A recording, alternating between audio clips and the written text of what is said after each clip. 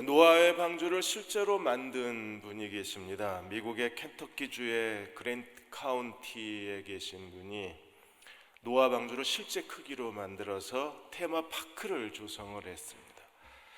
켄함이라는 분이신데 그분이 방주를 지으시면서 방주는 오는 세대에 다가올 미래에 하나님의 진리를 사람들에게 상기시켜주는 가장 중요한 존재라고 말했습니다. 그래서 방주가 실제 길이 155.4m, 높이가 15.54m, 폭이 25.9m, 거의 성경의 실제 크기로 방주를 제작했는데 비용이 한 $1,800만 정도 들었습니다. 노아의 방주에 대해서 예수님도 이렇게 말씀하셨어요. 마태복음 24장 37절에서 39절까지 보시면 예수 그리스도의 재림을 노아의 방주로 주님이 비유해서 노아의 때와 같이 인자의 임함도 그러하리라. 홍수 전에 노아가 방주에 들어가던 날까지 사람들이 먹고 마시고 장가들고 시집가고 있으면서 여기서 먹고 마시고 장가가고 시집가는 게 잘못이라는 게 아닙니다. 사람들이 열심히 일상생활을 했는데 뭐가 잘못이에요? 홍수가 나서 그들을 다 멸하기까지 깨닫지 못하였으니 인자의 임함도 그러하리라. 깨닫지 못하는 게 노아의 때와 예수 그리스도의 재림의 가장 흡사한 현상이 뭐냐 하면 영적 무감각 상태, 영적 망각 상태인 거예요. 그 당시에 노아 시대에도 사람들은 정말 열심히 살았습니다. 먹고 마시고 시집가고 장가가고 자기의 주어진 일상생활에 충실했습니다. 근데 문제가 뭐예요? 홍수가 나서 멸할 때까지 깨닫지를 못한 겁니다. 오늘 우리도 열심히 삽니다. 먹고 마시고 장가가고 시집가고. 그런데 오늘 이 시대에 일어나고 있는 노아 홍수와 이 시대의 그리스도의 재림의 똑같은 현상이 뭐예요? 인자의 임함도 이와 같으니라. 사람들이 영적 무감각 상태에 있는 겁니다. 노아 홍수에 대해서 많은 비그리스도인들이 노아 홍수를 과학적으로 허구라고 주장하는 것들이 최근에 부쩍 많아졌어요. 그러니까 과학적인 관점에서 볼 때 노아 홍수는 이건 창조 과학에서 말하고 있는 사람들의 이론은 전부 허구요, 가짜라는 겁니다. 당연하죠. 여러분, 노아 홍수 사건은요, 과학적으로 보면 가짜입니다. 과학적으로 이해가 되면 하나님 하신 일이 아니에요. 과학적으로 설명할 수 없어야 하나님이 하시는 일이죠. 그러니까 그 사람들이 과학적으로 노아 홍수는 허구다, 맞습니다. 제대로 잘 설명을 한 겁니다. 근데 한 가지 그들이 모르고 있는 게 있는 거예요. 과학으로 설명할 수 없는 게 하나님의 일이라는 걸 모르는 겁니다. 오늘 우리도 노아 홍수의 하나님의 심판을 지켜보면서 우리도 영적 무감각 상태에 빠져 있지는 않은지 두려워해야 합니다. 그리고 그리스도의 재림을 사모하고 기다리는 종들이 되어야만 합니다. 7장 1절에서 9절까지 하나님이 노아에게 방주로 들어가라고 명령을 하셨어요. 7장 1절에 여호와께서 노아에게 이르시되 너와 내 온 집은 어디로 들어가라? 방주로 들어가라. 그들이 방주에 들어갈 자격을 어디서 얻었어요? 이 세대에서 내가 내 앞에 의로움을 내가 보았느니라. 하나님이 목격자가 되신 거예요. 뭐에 대해서? 노아와 그 온 집안의 의로움에 대해서. 7장 1절에서 5절까지는 하나님의 명령이 나오고 7장 6절에서 9절까지는 노아가 어떻게 순종했는가를 기록하고 있습니다. 창세기 6장 8절에서 9절까지 보시면 그 당시에 노아에 대해서 다시 이렇게 말했습니다. 6장 8절에 노아는 여호와께 은혜를 입었더라. 9절에 노아는 의인이요 당대의 완전한 자라. 그가 하나님과 동행하였더라. 하나님이 노아를 새로운 인류의 시작으로 선택하신 것은 노아가 하나님께 은혜를 입었고, 두 번째는 그가 하나님 앞에 의롭게 살았고, 세 번째는 그가 하나님과 동행하는 사람이었기 때문입니다. 그래서 인류의 멸망 뒤에 하나님이 노아와 세 아들을 통해서 새로운 인류의 시작을 삼으신 거였어요. 베드로후서 2장 5절에는 노아에 대해서 이렇게 말합니다. 옛 세상을 용서하지 아니하시고 오직 의를 전파하는 노아와 그 7 식구를 보존하시고 경건치 아니한 자들의 세상에 홍수를 내리셨다. 세 번역엔 이렇게 되어 있습니다. 그분은 또 옛 세계를 아까워하지 아니하시고, 그러니까 하나님이 창조하신 옛 세상을 하나님이 뭐라고 그러셨어요? 하나님 보실 때 좋았다고 그러셨습니다. 너무나 아름답고 하나님 마음에 들었습니다. 그러나 하나님이 이제 옛 세상을 아까워하지 아니하시고 경건하지 않은 자들의 세상을 어떻게 하셨어요? 홍수로 덮어버리셨습니다. 그때 그분께서는 정의를 부르짖던 사람 노아와 그의 가족 7사람만을 살려주셨습니다. 하나님이 7장 2절에 3절까지 노아의 가족과 함께 방주에 데리고 들어가 하나님이 데려다 주실 짐승들, 이제 새로운 유전자의 시작입니다. 새로운 제2의 창조의 시작을 일으킬 생물들에 대해서 하나님이 말씀을 하셨어요. 6장하고 좀 다르죠. 6장 19절에서는 암수 한 쌍씩 데리고 들어가라 그랬는데 2절과 3절에서는 좀 더 구체적으로 설명을 합니다. 어떻게 설명해요? 2절에 모든 정결한 짐승은 암수 7씩, 그 다음에 부정한 것은 암수 2씩, 그리고 3절에 공중의 새도 암수 7씩, 그리고 데려와서 그 온 씨를 온 지면에 뭐하게 해라?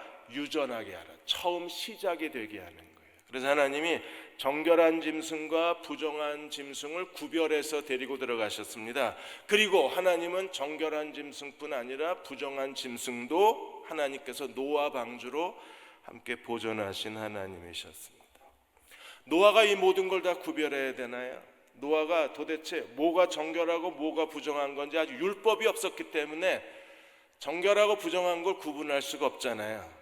멸우치는 부정하고 돼지고기도 부정하고 비늘이 없는 장어, 여러분 좋아하시는 여름의 별미 장어도 부정하고, 이런 거는요 노아가 아직 기준이 없어요.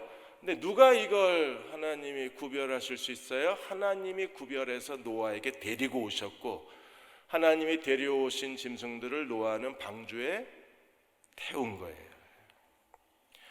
그러니까 하나님이 노아 홍수의 이 종족을, 모든 생물들에 대해서 포유류, 조류, 파충류, 양서류를 하나님이 보존하셨는데, 오늘날 살고 있는 그 포유류 숫자가 대략 한 3,500종 정도 됩니다. 그리고 조류는 약 8,600종 정도 돼요. 그리고 파충류와 양서류가 한 5,500종 정도가 됩니다.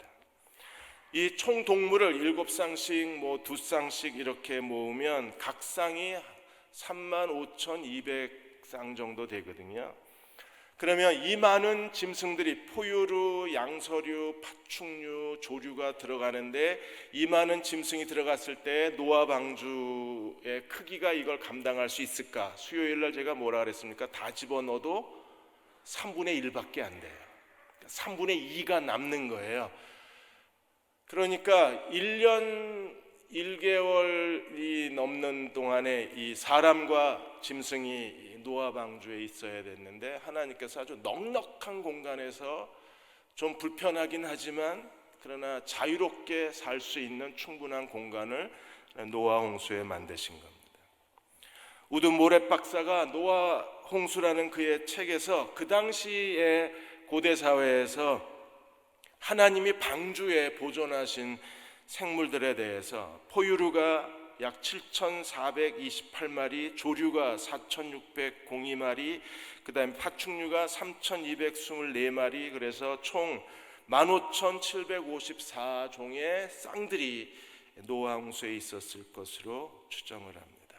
하나님은 넉넉한 공간을 마련하셔서 노아와 그 가족이 방주에 들어가고, 그리고 포유류, 양서류, 파충류, 조류가 다 하나님이 특별히 선택한 건강한 DNA를 가진 새로운 유전을 시작할 가장 건강한 생물들을 노아 방주로 보내셔서 들어가게 하신 거예요. 4절에 보시면 이제 노아 홍수의 심판에 대한 하나님의 일정이 나옵니다. 4절에 지금부터 7일 뒤에 하나님이 어떻게 하세요? 40주야를 땅에 비를 내려 내가 지은 모든 생물을 지면에서 쓸어버리리. 23절에도 지면에서 쓸어버리래. 쓸어버린다는 게 무슨 뜻이라 그랬어요? 하나님 물로써 세상의 모든 더러움을 다 깨끗하게 하시는 겁니다.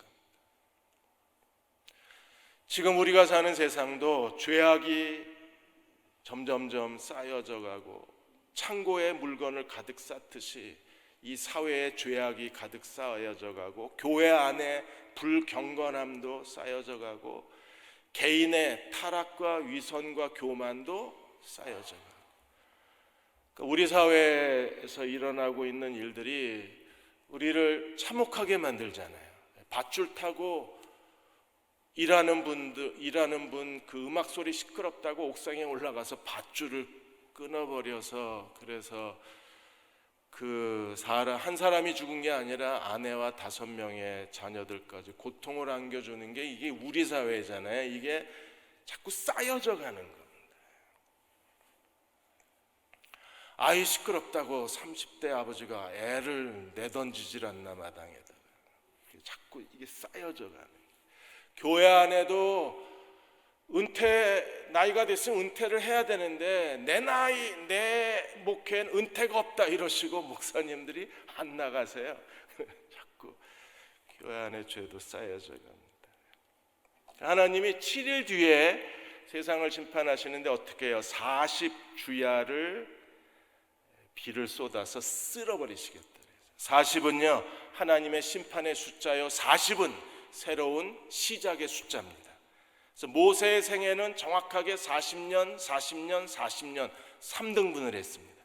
모세가 시내산에서 율법과 하나님의 성막의 설계도를 받을 때 40일 금식을 했습니다. 이스라엘 백성의 1세대가 전부 광야에서 죽는 데 걸린 시간이 40년이었습니다. 예수께서 광야에서 금식하신 시간도 40일이셨습니다. 40은 하나님의 심판의 숫자요, 40은 새로운 출발의 시자입니다. 노아는 어떻게 했나요? 7장 5절에 노아는 여호와께서 자기의 명하신 대로 다 준행하였더라. 지금 이 시대에도 노아처럼 하나님 명하신 대로 다 준행하는 사람들이 필요합니다. 7장 6절에 노아가 땅에 있을 때 나이가 몇이었어요? 600세였었습니다. 그리고 노아는요, 7절에 노아는 아들과 아내와 며느리와 함께 하나님 방주로 들어가라고 명령하셔서 방주에 들어갔습니다. 그리고 8절에 하나님이 정결한 짐승, 부정한 짐승들을 다 하나님께서 노아에게로 데려오셨습니다. 그래서 9절에 노아는 하나님 명하신 대로 암씩 둘씩 노아에게 나와 방주로 같이 들어갔습니다. 노아는 철저하게 하나님 명하신 대로 순종했습니다. 자, 10절에서 24절까지는 이제 노아의 하나님의 홍수의 심판이 어떻게 전개되어져 갔는가를 우리들에게 아주 생생하게 기록해 주고 있습니다. 먼저 노아 홍수에 대해서 10절에서 16절까지 노아 홍수에 대해서 하나님이 설명을 하셨는데, 홍수가 어떻게 일어나고 그리고 노아와 가족이 어떻게 방주에 들어갔는가를 설명합니다. 먼저 10절에 보시면 7일 후에 홍수가 땅에 덮이니, 11절 언제 하나님의 홍수가 시작이 됐어요? 성경에서 최초로 정확한 날짜가 기록된 게 이 날입니다. 노아가 600세 되던 해의 둘째 달 2월 그달 11의 날 2월 17일 날 홍수가 시작이 됐어요. 홍수가 어떻게 시작됐나요? 그날에 큰 기쁨의 샘들이 터지고 하늘의 창문들이 열려 40주야를 비가 땅에 쏟아졌더라. 위아래에서 터졌어요. 제일 먼저 큰 기쁨의 샘들이 밑에서 터졌습니다. 그리고 하늘에서는 하늘의 창문이 열려서 비가 쏟아져서 40주야의 온 지면이 살아있는, 코로 숨쉬는 것들은 다 죽은 거예요. 이 일이 정말 가능할까? 하나님이 최근에 지구 중심부 안에 거대한 물이 고여 있다는 사실을 과학적으로 밝혀내셨습니다. 여러분, 지구를 멀리서 보면 지구는요, 푸른 물의 행성입니다. 지구 표면의 70%가 뭐예요? 물이에요, 바다. 사람 육체의 70%가 물입니다. 지구도 표면의 70%가 물입니다. 근데 과학자들이 오랫동안 고민했던 게 뭐냐면 70%가 지구 표면이 이 바다로 구성되어 있는데 이 바다가 그 오랜 세월이 지나도 여전히 70%를 유지하고 있는 이 원인이 뭐냐, 이걸 밝혀내지 못한 거예요. 그런데 미국에만 해도 지금 지진계가 미국 북아메리카 땅에 2,000개 이상 지진 관측계가 꽂혀 있습니다. 이 지진 관측계를 통해서 최근에 밝혀진 사실이 뭐냐면 지구 땅속 깊숙한 곳에 거대한 지하 바다, 물덩어리가 지구 안에 있는 거예요. 그걸 밝혀낸 게 브렌트 슈만트 박사가 이걸 밝혀냈습니다. 뉴멕시코 대학의 지진학자인데 이분이 지구 내부에 물이 얼마만큼 들어있느냐 하면 지구 표면의 바다의 해양의 3배 이상 되는 물이 지구 안에 있는 거예요. 3배. 사람이요, 지금 명왕성까지 행성을 보내서 사진을 찍어오는 시대입니다. 우리가 우주에서. 그런데 하늘은 명왕성까지 가서 명왕성의 사진을 찍어오는데 우리가 살고 있는 지구 내부는 아직 모르고 있는 거예요. 지구의 깊이가 중심부까지 대략 어느 정도 길이가 됩니까? 지구가 중심부까지 대략 한 6,300km가 됩니다. 지구 표면이, 지각 운동을 하는 표면이 한 30km 정도가 돼요. 이걸 지표라고 그럽니다. 지표에는 40개의 그 거대한 그 지각이 움직여가고 있는 거예요. 그러니까 지구 표면엔 40개의 퍼즐 조각이 맞춰져 있는 거예요. 이게 지표가 움직이면서 지진이 일어나는 겁니다. 그럼 인류가 지금까지 땅을 구멍을 뚫었으면 땅 속에 구멍을 뚫은 게 제일 많이 뚫은 게 몇 킬로미터나 뚫었을까요? 3km요. 지구 중심부는 6,300km인데 지금까지 드릴로 구멍을 뚫은 게 3km. 그러니까 우리는 우리가 살고 있는 지구를 전혀 모르고 있는 겁니다. 하나님이 이 지구 안에 거대한 신비를 가두어 두셨는데 지구 내부에 해양의 바닷물의 3배가 되는 물이 그 안에 저장이 되어 있는 겁니다. 그게 지하 410km에서 한 660km의 지구가 그 물이 고여 있는데 이게 그 높은 압력과 고열 때문에 우리가 아는 그 물의 형태로 되어 있는 게 아니라 이게 암석에 녹아 있어요. 이 물 자체가 암석에 녹아서 지구 내부에 공존하고 있는 겁니다. 그럼 하나님께서 땅을 여시고 땅에서 물이 뿜어져 나왔으니까 바닷물의 3배가 쏟아져 나왔다고 생각을 해보세요. 그리고 하나님의 천지를 만드실 때 지구를 궁창 위의 물과 궁창 아래의 물로 나누셨잖아요. 그러니까 우리가 아는 이 궁창에 어마어마한 물덩어리가 있고 또 우리 사는 지구의 대략 70%가 물이고 그리고 지구 속에는 그보다 3배의 양의 물이 들어있는 거예요. 하나님 물로 심판하실 수밖에 없어요. 왜? 지구 위에도 물덩어리, 지구 속에도 물덩어리, 거대한 물덩어리가 있고 지표면 자체가 거대한 물덩어리였기 때문에 과학이 발달할수록 지구의 신비가 하나씩 드러나고 있는 거예요. 그래서 12절에 보시면 40주야에 비가 쏟아졌는데 비만 쏟아진 게 아니라 밑에서 솟구치고 위에서 쏟아지고 그래서 인류의 멸망이 오는 거예요. 13절에서 16절까지 노아는 어떻게 했나요? 13절에 다시 한번 노아와 그의 아들 셈, 함, 야벳과 노아의 아내와 세 며느리가 8명이 전부 어디로 들어갔어요? 방주로 들어갔습니다. 그리고 15절에 무릇 생명의 기운이 있는 모든 육체가, 모든 짐승의 육체가 둘씩 노아에게 나와 어디로 들어가요? 방주로 들어갔습니다. 그리고 16절 들어간 것들은 모든 것이 다 암수라. 사람도 암수로 들어가고 짐승도 다 암수가 들어가요. 명하신 대로 들어가며 여호와께서 들여보내시고 문을 닫아버리셨습니다. 심판하시는 하나님이 우리의 구원자가 되신 거예요. 그러니까 하나님이 노아 방주의 문은 누가 닫으셨어요? 하나님이 닫으신 겁니다. 언젠가 하나님께서 또 한 번 방주의 문을 닫으시는 그날이 인류의 마지막 심판의 날이요 멸망의 날이 될 수밖에 없는 거예요. 17절에서 24절까지 40주야의 물이 넘쳤는데 물이 어떻게 세상에 심판을 가져왔는가를 땅 위에라는 말이 8번 나오고요, 물이 불어났다는 말이 5번이나 나와요. 여러분 7장 17절에 보시면 홍수가 땅에 40일 동안 계속된지라 물이 어떻게 됐어요? 많아져서 방주가 떠올랐습니다.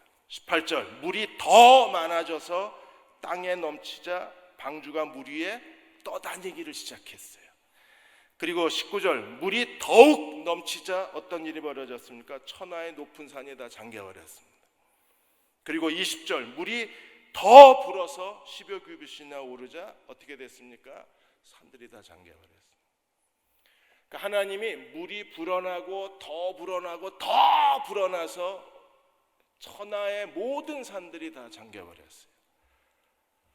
천하의 모든 산들이 에베레스트 산, 대전에 있는 무슨 계룡산 다 잠겨버리면 살아남는 게 없죠. 그래서 물이 점점 불어나는 현상을 우리에게 보여주셨어요.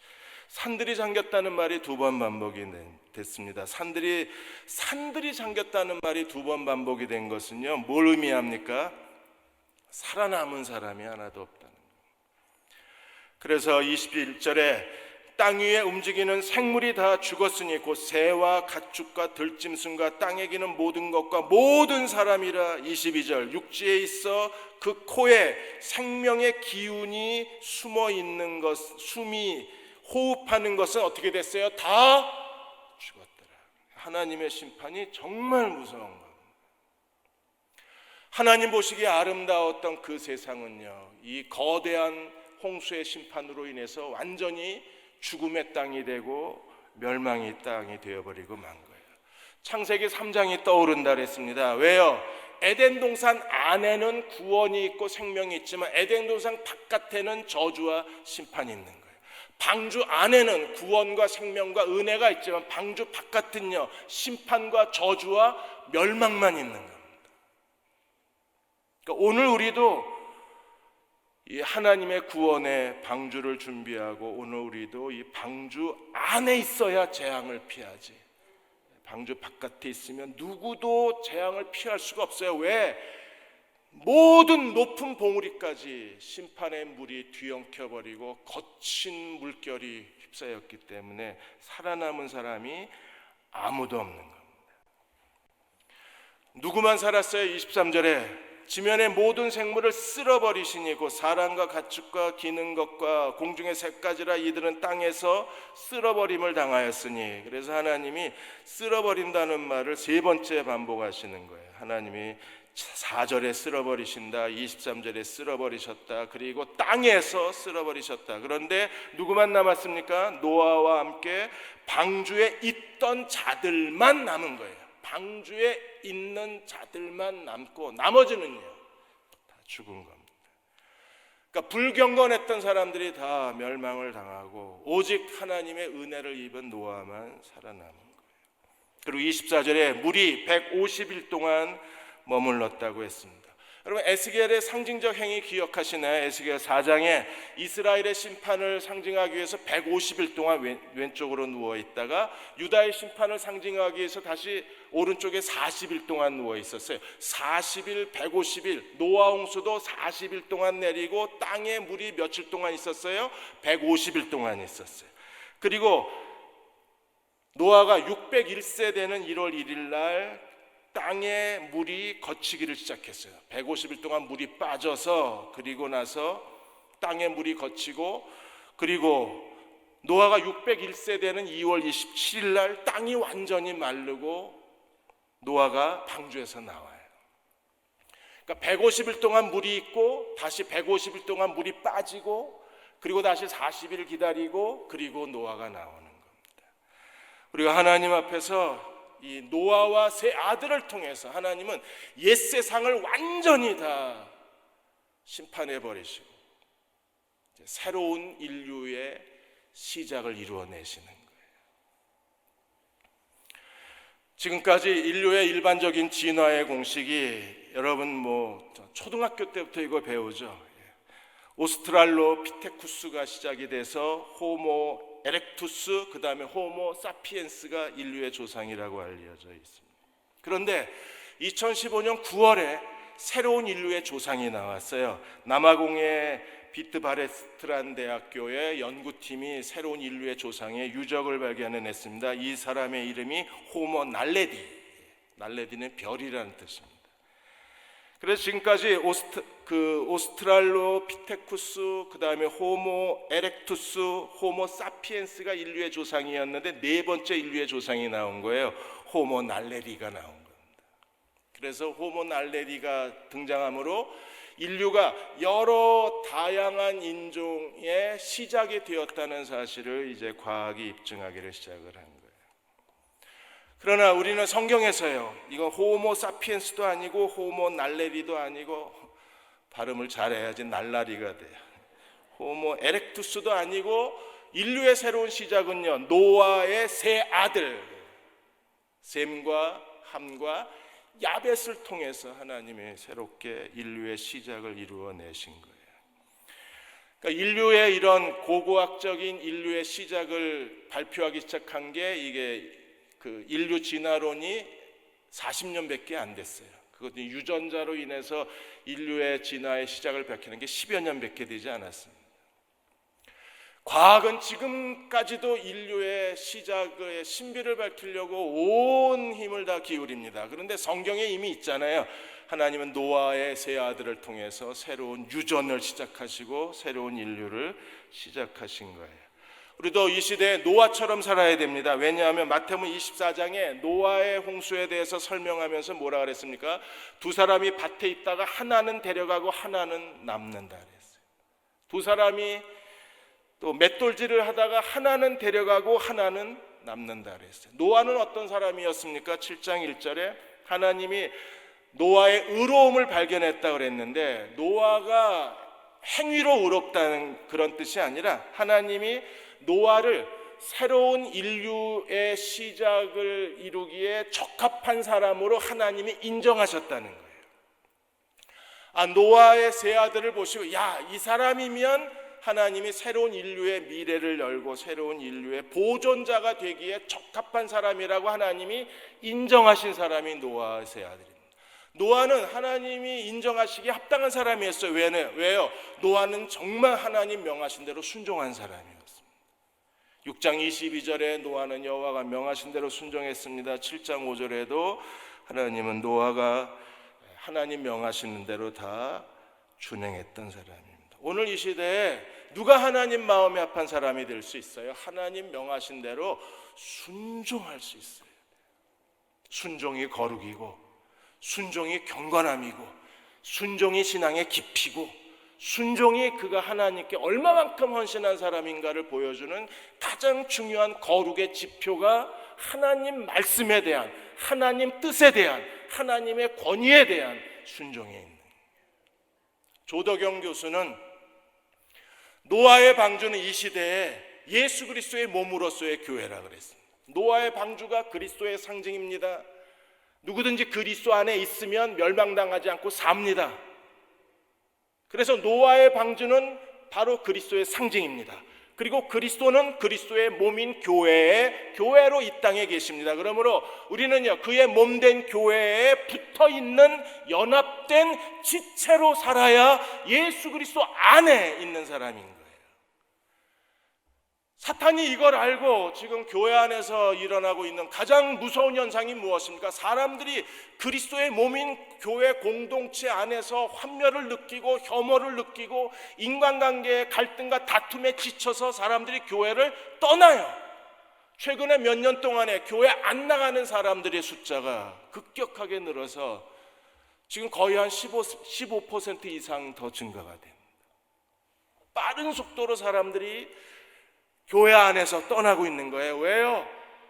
너무 힘든 겁니다. 그 안에 인간관계가 너무 힘들고 그 안에 갈등이 너무 힘든 거예요. 그래서 자신들의 신앙을 버려서 교회를 떠나는 게 아니라 신앙을 지키려고 교회를 떠나는 거예요.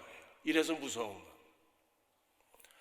우리는요, 어떻게 하든지 교회가 구원의 방주의 역할을 다하도록 우리 안에 하나님의 생명이 살아있어야 하고, 우리가 함께 하나님 앞에 노아처럼 하나님의 은혜를 입어야 하고, 하나님 앞에 순종하는 백성으로 살면 더 많은 사람들이 방주 안에 들어와 구원을 받지만, 우리가 불순종하고 하나님의 말씀을 무시하고 하나님 앞에 엎드리지 않는다면 사람들은 방주에 올라타는 게 아니라 방주에서 뛰어내릴지도 몰라요. 차라리 물에 빠져 죽는 게 낫겠다.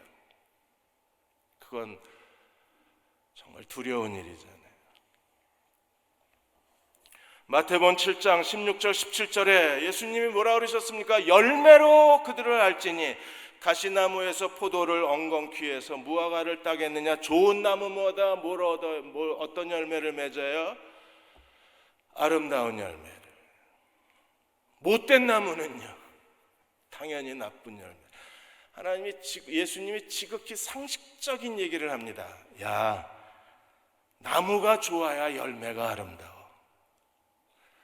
우리가 정말 구원받고 그리스도의 십자가에 무릎 꿇은 사람이라면, 성령이 우리 안에 내주하시는 사람이라면 좋은 열매를 맺어야 돼요. 그런데 여러분, 정말 두려운 일이 하나 있습니다. 이 현상이 일어나면 좋은 나무도 아름다운 열매를 못 맺어요. 이 현상이 일어나면. 어떤 거예요? 베드로후서 2장의 말씀입니다. 베드로후서 2장 20절 22절에 이렇게 말했습니다. 만일 그들이 우리 주 되신 그 주 예수 그리스도를 알므로 세상의 더러움을 피한 후에, 예수 그리스도를 알고 세상의 더러움을 피했어요. 그런데 다시 그 중에 얽매이고 지면, 새 번역엔 이렇게 돼 있습니다. 다시 거기에 말려들어서 정복을 당하며. 어디에요? 세상의 더러움에 말려들어서 정복을 당하며 어떤 일이 벌어집니까? 그 나중 형편이 처음보다 더 심하리니. 어떤 사람들은요, 정말 이해가 안 됩니다. 저 사람 왜 저렇게 행동을 하지? 그래도 사회에서, 세상에서 어느 정도 자기가 원하는 삶을 실현하고 공부도 할 만큼 하고, 그리고 세상에서 인정받을 만큼 인정받는 사람들인데도 교회 안에만 들어오면 이상해지는 사람들이 있습니다. 왜 그래요? 다시 그 안에 말려들어서, 일단 이게 말려들어서 정복을 당하면 끝이에요. 그 다음에 회복이 잘 안 됩니다. 베드로도 뭐라 그랬어요? 그 나중 형편이 처음보다 더 심하리다. 더 심해진다는 거예요. 언제보다? 예수님을 알기 전보다 이 사람이 더 심해지는 거예요. 알고 나서 다시 얽매이고 정복을 당하게 되면 더 심해진다는 거예요. 그래서 예수 믿는 사람들 중에 정말 심각한 사람들은 왜 그래요? 져서 그래요. 얽매여서 그래요. 그래서 베드로는 뭐라 그랬습니까? 의의 도를 안 후에 받은 거룩한 명령을 저버리는 것보다, 의의 도를 안 후에 거룩한 명령을 무시하고 불순종하고 무관심한 것보다 차라리 뭐가 나아요? 모르는 게 더 나아요. 무섭죠? 이게 지금 한국 교회 안에서 일어나고 있는 거대한 소용돌이가 지금 베드로후서 2장 이 경고가 지금 한국 교회 안에 일어나고 있어요. 목사님들도, 멀쩡한 목사님들이 저 사람 왜 저러지 하면 그 사람 차라리 몰랐으면 오히려 더 신사적인 사람, 인격적인 사람인데 알고 나서 세상 더러움에 얽매이고 거기에 빠져들고 거기에 정복을 당하니까 도저히 지금 이해할 수 없는 일들을 하는 거예요. 목사님들도. 저도 언제 그렇게 될지 몰라요. 그래서 베드로는 차라리 모르는 게 더 낫지 않았을까. 이 사람들은 어떤 사람들입니까? 22절에 참된 속담에 이르기를 개가 토하였던 것으로 돌아가고, 토한 걸 자기가 도로 먹는 거랑 똑같은 거예요. 그리고 돼지가 씻었다가 다시 더러운 데 가서 드러눕는 거하고 똑같은 현상이 일어나요. 교회 안에 지금 이미 이 현상이 일어났어요. 한국 교회는 이미 유럽 교회를 휩쓸고 미국 교회를 완전히 파괴하고 지금 한국 교회 안에 이 거대한 바이러스가 확산돼 가고 있어서 우리가 정말 하나님 앞에 깨어 근신하여 기도해야 됩니다. 나중 형편이 더 심해지면 이거 어떻게 치유가 안 돼요. 그냥 그대로 그냥 살아야 되는 거예요. 그걸 끌어안고. 그러니까 정말 무서운 겁니다. 옥하는 목사님이 이제 마지막 은퇴를 앞두시고 그 여자 순장반에 들어가서 이런 질문을 했어요. 제자를 만드는 건 제자가 제자를 만드는데, 그러니까 지도자가 예수님을 본받아야 그래야 이제 따르는 사람들을 예수님의 제자로 만들 수 있는데, 이제 그만두는 입장이니까 이제 여자 순장님한테 솔직하게 이렇게 질문을 해서, 우리가 지난 25년 동안 같이 하나님을 섬겼는데 예수님의 제자가 되려면 예수님의 제자가 필요하다는 말을 여러분들이 귀가 아프도록 들었는데, 이제 여러분들이 내가 그만두니까 나에 대해서 평가를 해줬으면 좋겠다 그러고, 옥하는 목사가 그래도 작은 예수였다라고 인정이 되면 손들어 달라 그랬는데 몇 사람이나 들었을까? 한 사람도 안 들었어요. 왜냐하면 옥하는 목사님이 하나님 앞에 거짓말하지 마라, 정직하게 있는 그대로 얘기해 주라. 그리고 질문을 한 거예요. 그래도 옥하는 목사가 우리에게는 작은 예수를 보여주신 분이다. 그냥 설교와 가르침뿐 아니라 삶과 인격에서 예수님을 보여줬다고 생각하면 손들어라. 한 사람도 안 들어. 우리는 정말 소망이 없는 겁니다. 옥하는 목사님이 그 정도 평가받았으면 우리는요, 옥하는 목사님이 F학점이면 우리는 트리플 F학점입니다. 그런데 낙제 중에 낙제생일 수밖에 없는. 그런데 옥하는 목사님이 그럴 수밖에 없다. 나는 평생 사람들에게 예수님을 보여주지 못한 죄책감을 갖고 살았는데 그 죄책감이 나를 더 겸손하게 만들었고 그 죄책감이 나를 더 헌신하게 만들었기 때문에 후회는 없다, 감사하다 그랬어요. 네, 사랑의 교회 이분들 진짜 몰인정한 거 아닙니까? 그래도 한 사람 정도는 손 들고 나서 하나님 잘못했습니다, 회개합니다, 거짓말했습니다, 미안합니다 이러면 되잖아요. 그런데 한 사람도 손을 안. 그러니까 우리도 하나님 앞에서 정말 깨어 근신하고 정신 차리고 살아야 될 이유가 여기에 있어요. 여러분, 노아처럼 삽시다. 하나님 앞에 순종하는 사람으로 삽시다. 그래서 하나님이 노아를 보시고 새로운 목적을 가지신 것처럼 우리를 보시고 하나님이 새로운 목적을 가지셔야 돼. 야, 저 사람이면 내가 새로운 일을 시작할 수 있겠다. 그런 사람이 돼야 돼요. 그러한 저와 여러분이 되시기를 주의 이름으로 축원합니다. 기도하겠습니다.